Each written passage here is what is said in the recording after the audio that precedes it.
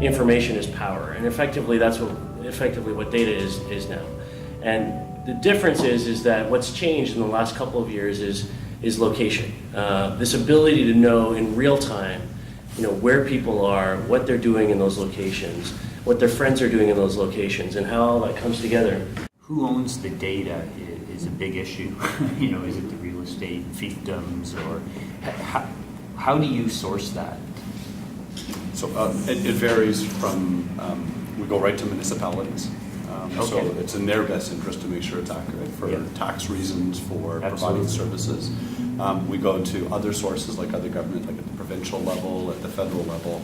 So any of the data we have the rights to. It's one of the core things that... So you have a whole bunch of micro relationships then? Yes. Across. Exactly. Yeah. One of the things we'll be talking about is we're evolving what we're calling the location economics ecosystem. Okay. So that's a whole bunch of different partner companies which have important data that can be location referenced, and then making it all accessible through mechanisms. We have something we call a unique address ID. So we tag all buildings and units within buildings and with these unique IDs.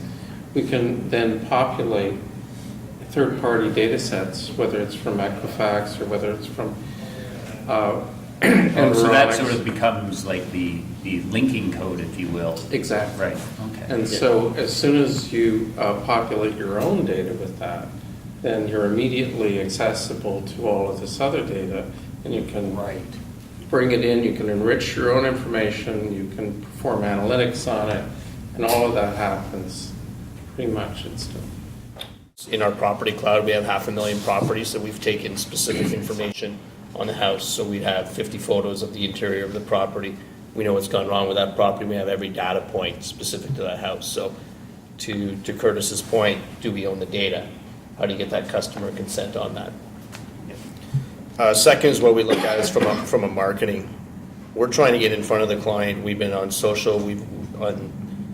Our marketing activities has just been leaps and bounds, and by trying to get to that client earlier in that process. How do you use it Foursquare? How do you know that they're with the realtor at that point in time? So we're really trying to say, we're partners with realtors, but at the same time, I think the industry is going to evolve to say, let the consumer make decision on the home inspection process as opposed to the realtor. So how do we get in front of them? How do you make sure you're there at that, at that point in time?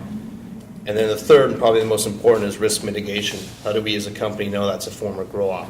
How do you know there's been water damage? So I think there's a lot of ways to cross-pollinate between the industries to really reduce risk, because if we do it in our shop, I know it happens in insurance, in appraisal, pretty much across the board. So we'd also always want to find ourselves in a position where there's a defensible rationale, a logic-based or information-based defense for why we decided to insure property A located in Peterborough. So I would think primarily loss mitigation would be our key driver, but having some defenses also makes sense. I guess what's your view on sort of how privacy is going to deal with the situation? At the end of the day, right now, what we're suggesting out there is that first of all, it's all opt-in. Yeah. Second of all, the privacy issue for me around sharing of my information comes down to an exchange of value. So for me, it's about value plus relevance equals here's my data. We had a fairly significant breakthrough just about 2 months ago, where one of the major insurance companies is actually allowing us to do all of their processing on the public cloud that we have with Azure.